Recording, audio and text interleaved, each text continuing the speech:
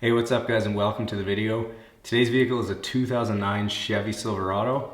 As you guys can see, this thing is an absolute mess. All right, so taking a look around the truck, and this is by far the muddiest truck I have ever had in, as the wheel wells are absolutely stuffed full of thick frozen mud. Every single one has at least an inch of mud caked in it. Now, aside from that, the rest of the exterior of this truck is absolutely filthy and covered in dirt from the hood right back to the tailgate. I don't know where this truck has been, but wherever it was, it sure had a lot of fun. Now, moving inside, and besides the nice thick layer of dirt and dust everywhere, there are some absolutely nasty stains on almost every seat in here.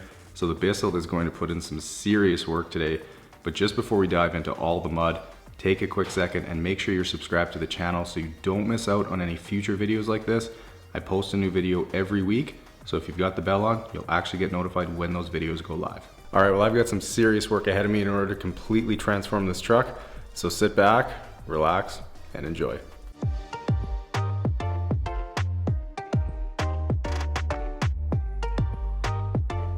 So like I mentioned in the last couple videos, I'm doing ozone treatments before and after each detail, as the ozone has the ability to neutralize and kill any bacteria or viruses, along with remove odors, and I'm able to let the ozone dissipate for a few hours before I have to spend any time inside the truck. And as I start on the pre-wash rinse, I figured I would let you guys know that I was able to film the customer's reaction, so make sure you stick around until the end of the video to catch that.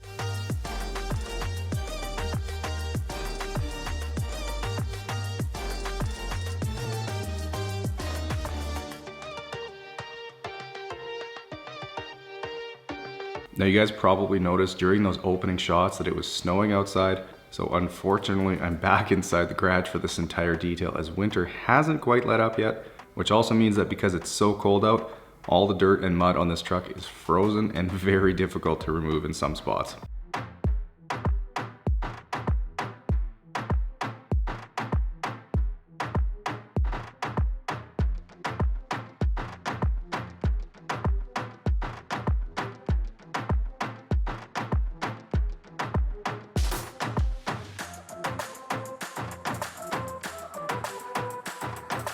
All right, moving to these wheel wells, and these are easily the worst I've ever had in, not only because all of the mud, but because it's frozen and the consistency of it is basically like concrete.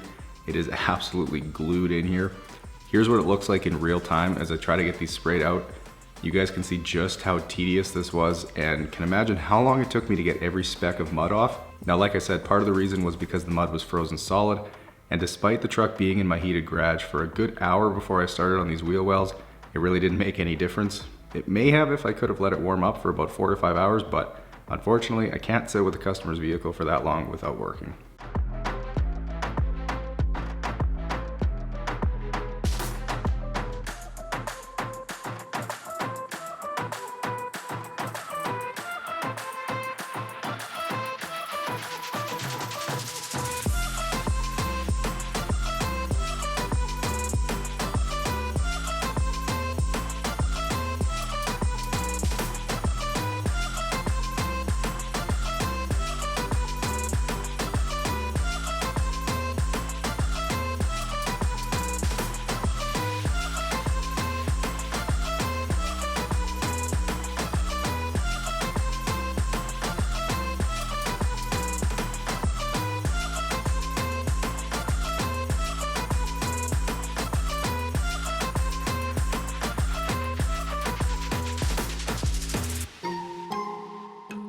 Now, as I spray off the back end here, I figured I would answer a question and a comment that I see all the time, and that's why are all the trucks that I do almost always GMs?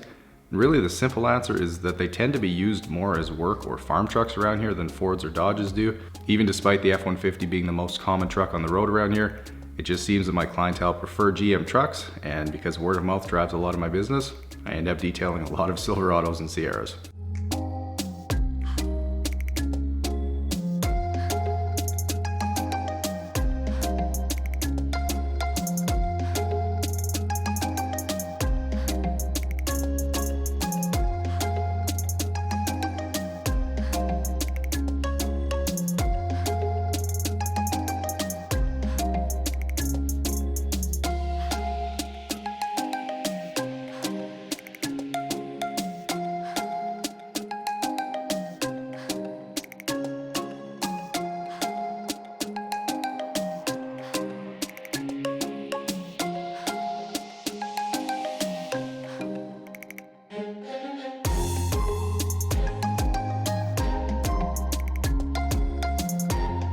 Now the pre-wash rinse portion of the detail is no different than when I work on the inside of a vehicle, and that with a truck this muddy, I won't be satisfied until I've gotten every bit of mud that I can see sprayed off of this truck.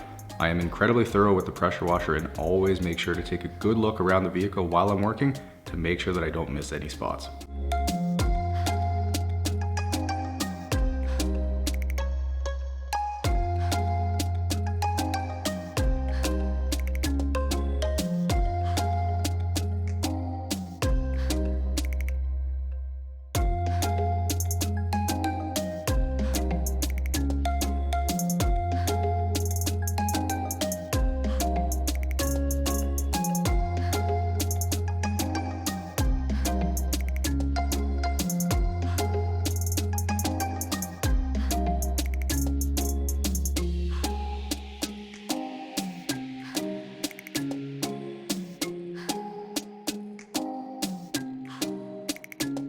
Moving up to the front wheel wells, and these were fortunately a lot easier to get sprayed out than the rear ones, partly because they have plastic liners, but also because they had an extra hour to sit and warm up before I got to them. And yes, I was just as satisfied as you guys are when those big, huge chunks fall off.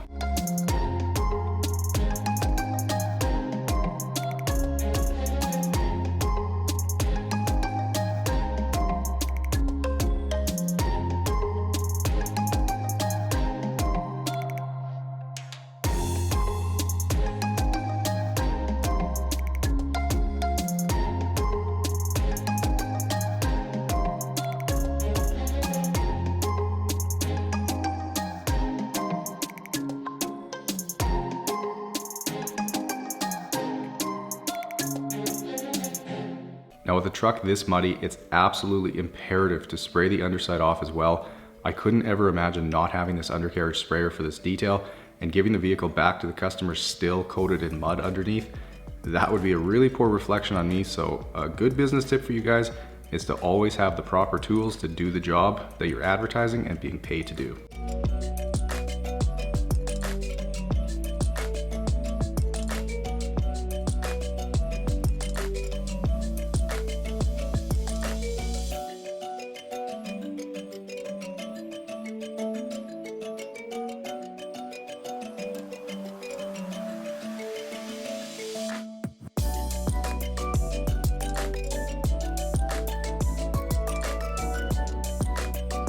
Now getting some thick foam on this truck, and if any of you are in the market for a foam cannon, I highly recommend picking one up off Amazon, as they're only about 30 to 40 bucks and work just as well as the name brand expensive ones.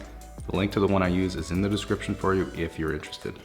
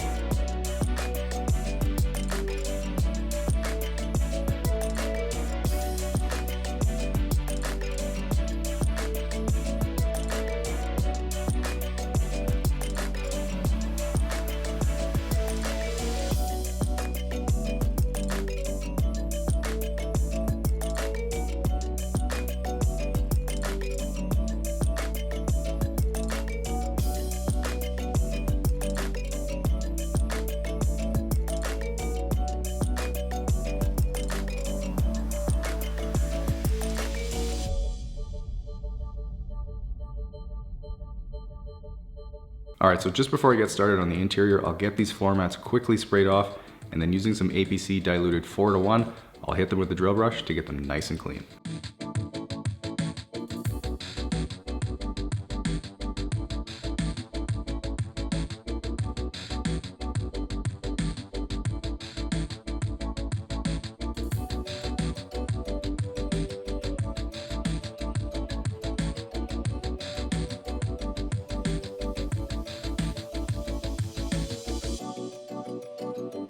I figured I would show you guys the disgusting aftermath of washing this muddy truck. And yes, there will be a garage cleanup vid on the second channel in a few weeks from now, so watch out for that.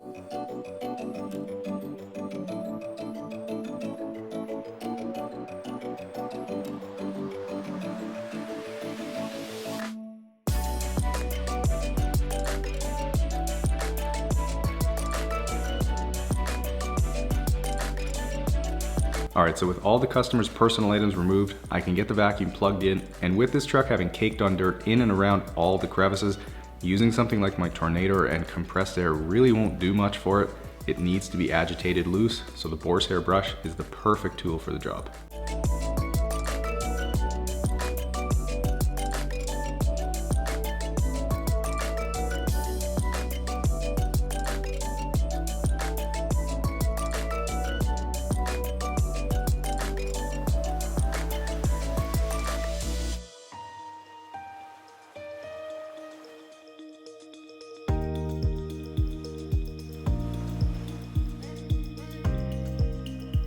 Moving to these seats, and you can very clearly see just how nasty these stains are, so I'm definitely looking forward to extracting them in a bit and making them look brand new again.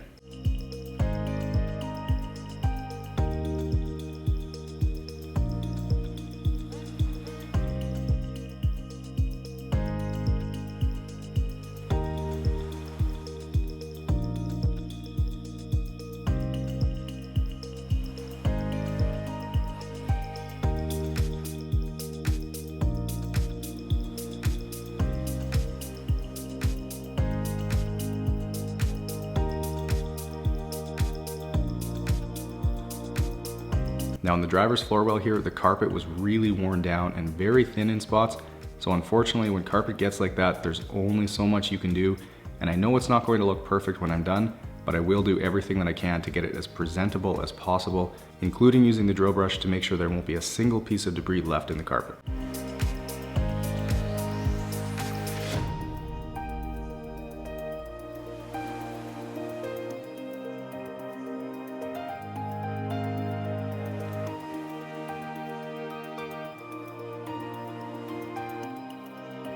Moving to the seats and all the nasty stains, and I know a lot of people always ask what carpet solution I'm using, and like I mentioned before, it's Chemical Guy's Lightning Fast diluted 20:1, and once it's sprayed on, I always let it sit for a few minutes to have a chance to break up the stains before using the drill brush on it. And then when I went over the portion of the seat where the stains were, I couldn't help but wonder what the origin of that stain was. Just based on the color, my first thought was Coke or Pepsi, but either way, it was pretty gross.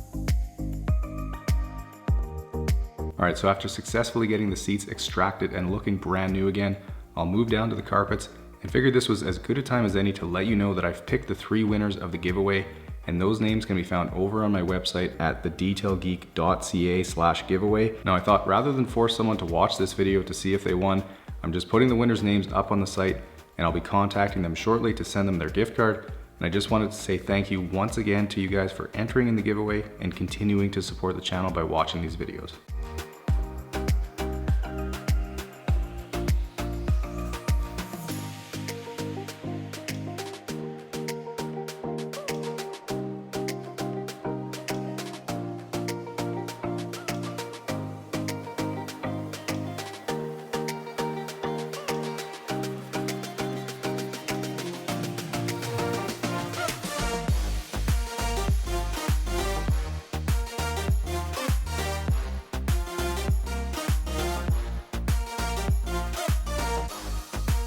Now, as you've probably noticed, by some stroke of luck, the carpets in here weren't quite as dirty as the seats were, which is kind of unusual because when things get spilled, they typically find their way down to the carpets. But that being said, I did still manage to pull some pretty gross colors from the rear footwells.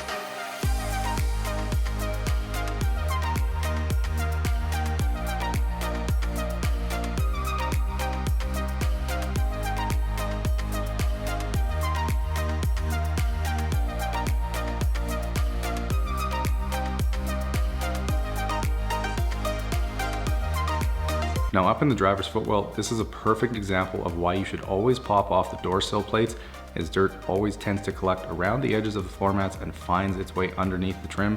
So as you can see, if I hadn't removed them, I would have missed a whole pile of dirt in the carpet.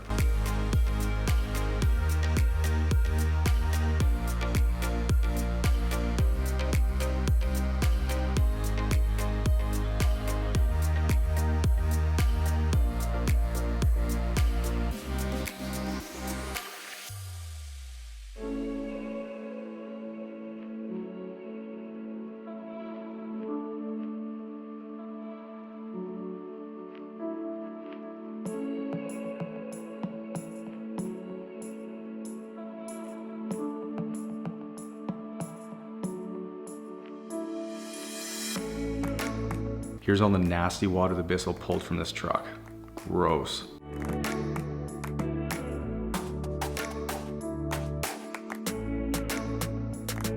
Now, because there was still some caked on dirt remaining in the crevices, it's easiest to just spray the APC directly onto the door, and then I'm making sure to agitate really well in all those crevices, and then I'll take a slightly damp microfiber towel and wipe everything down, paying really close attention to those crevices to make sure that I've gotten them clean.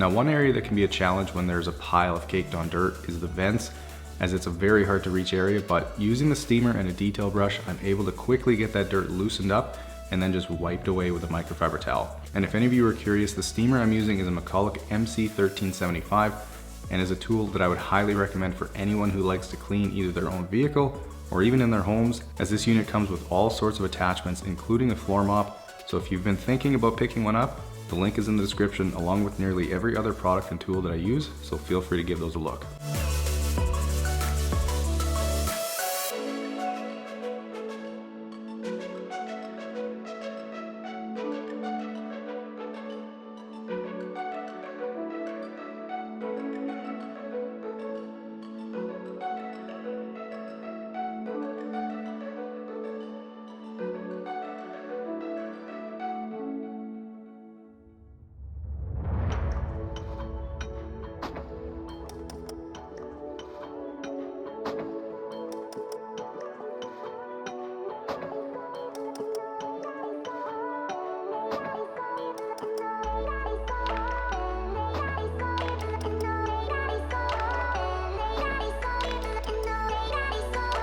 Now with everything clean, I can start on applying 303's Aerospace Protectant to dress and UV protect, and this is one step that can take a fair bit of time, as I'll apply it to every single plastic surface in a vehicle, so all the doors, around the gauges, in the cup holders, and even in the glove compartment and all the plastics underneath the seats. And that might sound like overkill to some of you, but to me it goes a long way to the overall quality of the detail, and honestly not doing that would feel like cutting corners to me.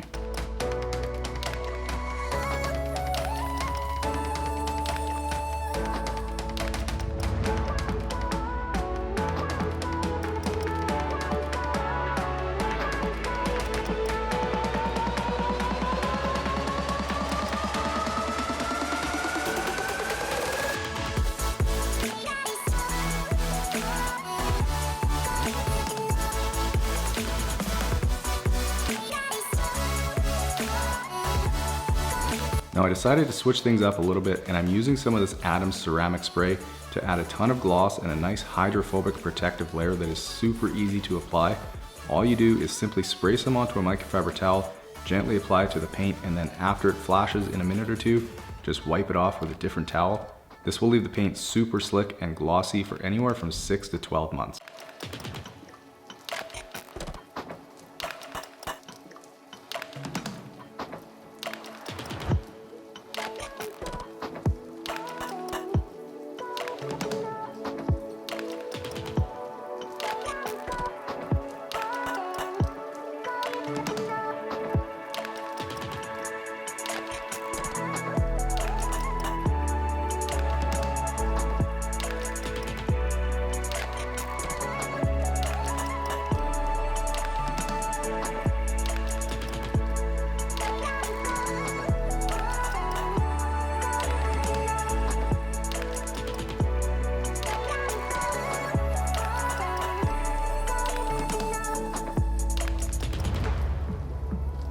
Now you guys know how much I love 303, and one of the reasons is because it can instantly revive your faded exterior plastics and make them look new again, just like it's doing for this truck.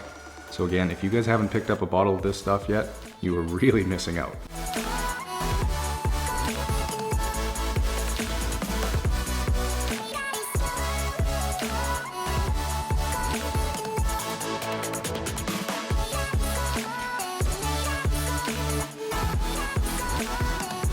Now for the tires, I'm once again going with Carpro Pearl, which is water-based and won't sling onto the paint, and then just quickly wiping off any overspray from the rims. And with the detail done now, I'm doing another ozone treatment on the truck just to be extra safe for the owner's protection.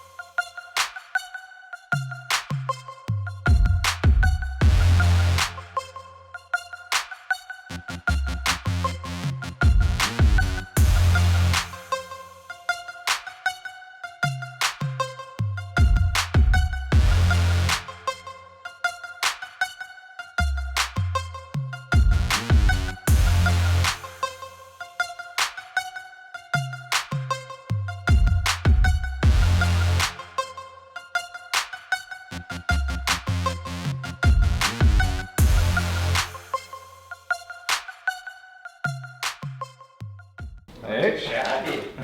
This looks a lot better than when I brought it in. Yeah, a little less mud on it, eh? No kidding. Interior. Yeah, just turned out real nice. That is 100 times better than it was. It was so caked on with grease. It was bad. It was bad. That was a fire truck it was used for one. Yeah, no, that looks awesome. Nice. Cool. All right. Well, keys are in, and thanks for bringing it in. And yeah, enjoy. All right, guys. Well, 12 hours and a whole pile of work later, I am done with this truck. It's looking absolutely incredible. If you guys enjoyed the video, make sure you smash that thumbs up button and subscribe to the channel if you haven't yet.